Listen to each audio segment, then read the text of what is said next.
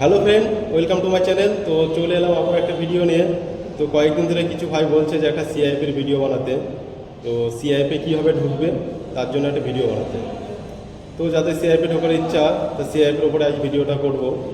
তো সিআইপি কীভাবে ঢুকবে, সিআইপি কত দিনের ট্রেনিং হয়, কেমন পোস্টিং হয়, কেমন ছুটি পাওয়া যায়, কেমন ডিউটি হয়, আর সিআইপি ঢোকার পরে এক্সট্রা কত টাকা পাওয়া যায়, এগুলো সব তোমাদের আজকে বলবো।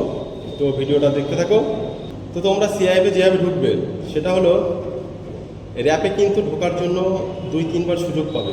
এর আগের ভিডিওতে আমি বলেছি, কিন্তু সিআইপি ঢোকার জন্য একবারই সুযোগ পাবে, একবারের বেশি কিন্তু সুযোগ পাবে না। তো তোমাদের চাকরি পাওয়ার পরে যখন বেসিক ট্রেনিং শুরু হবে, বেসিক ট্রেনিং 6 মাসের হয়, যখন ট্রেনিং শুরু হবে, ট্রেনিং ঠিক 5 মাস কমপ্লিট হওয়ার পরে যখন শেষে 1 মাস বাকি থাকে, তখন কিন্তু বোর্ডের থেকে সিআইপির অফিসাররা আসে সিআইপি নিয়োগ করতে। তখন দেখবে একটা নামের লিস্ট করবে কে কে সিআইএফ ফিজিক্যাল দেওয়ার জন্য। তো যে যে সিআইপি ঢোকার জন্য ইচ্ছুক তখন সে নাম দেবে, নাম দেওয়ার পরে একদিন বলে দেবে, সেদিন ফিজিক্যাল টেস্ট হবে। এবার ফিজিক্যাল টেস্টে কী হবে, ফিজিক্যাল টেস্টে হবে, তো ফিজিক্যাল টেস্ট যেগুলো নেবে সেগুলো হচ্ছে তোমাদের করতে হবে পাস করার জন্য 40টা পুশ আপ, 40টা সিট আপ, আর 10টা চিন আপ, এগুলো হলো। তারপরে বিপ টেস্ট হবে, 10টা বিপ টেস্ট, 10টা করতে পারলে পাস, 10টা বিপ টেস্ট। তো বিপ টেস্টগুলো তোমরা হয়তো অনেকে জানো না যে বিপ টেস্ট কী বলে। তো বিপ টেস্টগুলো হয়তো ছোটোবেলায় অনেকে দেখেছো আলোদর খেলা হয়।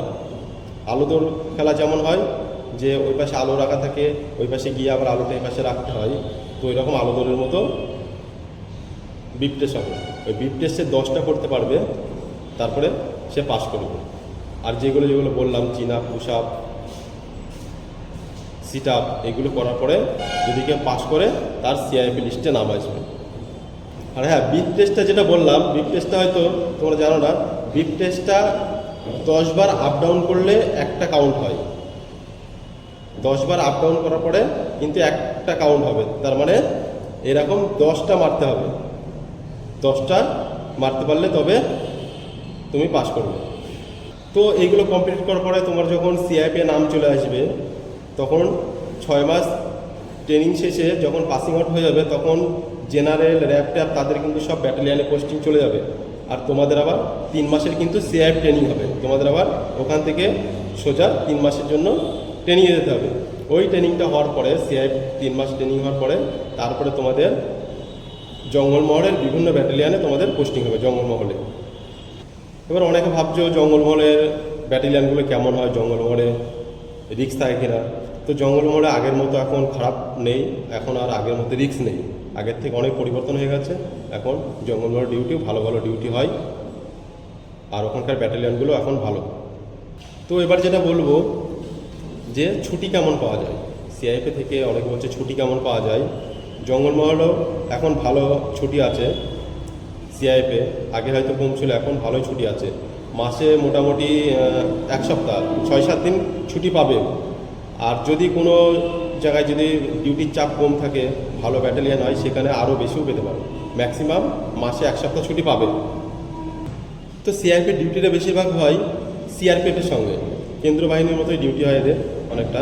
আর সিআরপিএফে থাকতে হয় ম্যাক্সিমাম 4 থেকে 5 বছর, 5-6 বছর এমন থাকতে হয়।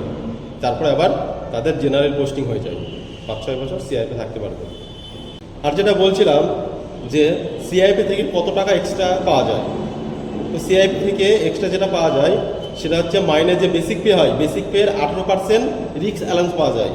এই রিস্ক অ্যালাউন্সটা তোমরা 18% পাবে সিআইপি থেকে। যতদিন সিআইপি থাকবে 18% টাকা কিন্তু এক্সট্রা পাবে। সিআইপি থেকে আরেকটা সুবিধা আছে, যেটা সিআইপি 5-6 বছর থাকার পরে তখন তোমার জেনারেল পোস্টিং হবে, তখন কিন্তু তাদের পোস্টিংগুলো ভালো ভালো জায়গায় পোস্টিং দেয়, তাদের খারাপ পোস্টিং দেয় না। বাড়ির কাছাকাছি, হোম ডিস্ট্রিক্ট কিংবা পাশের পিডি, পাশের ডিস্ট্রিক্ট কিন্তু পোস্টিং দেয়, ভালো ভালো পোস্টিংগুলো তাদের কিন্তু দেয় সিআইপি থাকার পরে।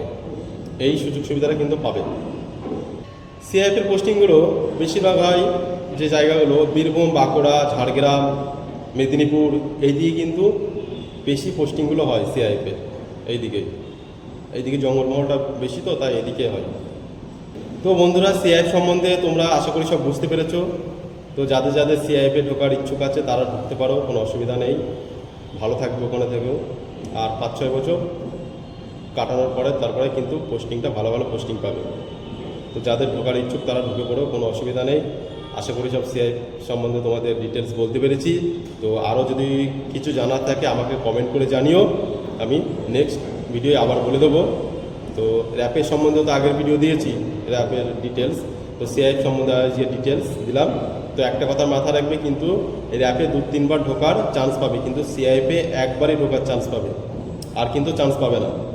ট্রেনিং সেন্টার থেকেই একবার সুযোগ পাবে, তারপরে কিন্তু ট্রেনিং থেকে একবার জেনারেল পোস্টিং চলে গেলে আর কিন্তু সিআইএফে ঢোকার সুযোগ পাবে না। তো যাদের ঢোকার ইচ্ছা মাথায় রাখবে, ট্রেনিং সেন্টার থেকেই ঢুকবো। 5 মাস ট্রেনিং হওয়ার পরে ওই 1 মাসের মধ্যে সিআইএফ নিয়োগ হবে। দেখবে সিআইএফ থেকে অফিসাররা এসছে, নামের লিস্ট তৈরি করছে, তখন তুমি নাম দিয়ে দেবে যে আমি সিআইএফে যাব, আমি নাম দেবো। নাম দেওয়ার পরে দেখবে ফিজিক্যাল টেস্ট নেবে। ফিজিক্যাল টেস্টে পাস করতে পারলে একটু কষ্ট করে করবে, এগুলো যেগুলো বলবে কষ্ট করে যদি করতে পারো তাহলে সিআইএফে ঢুকে পড়বে।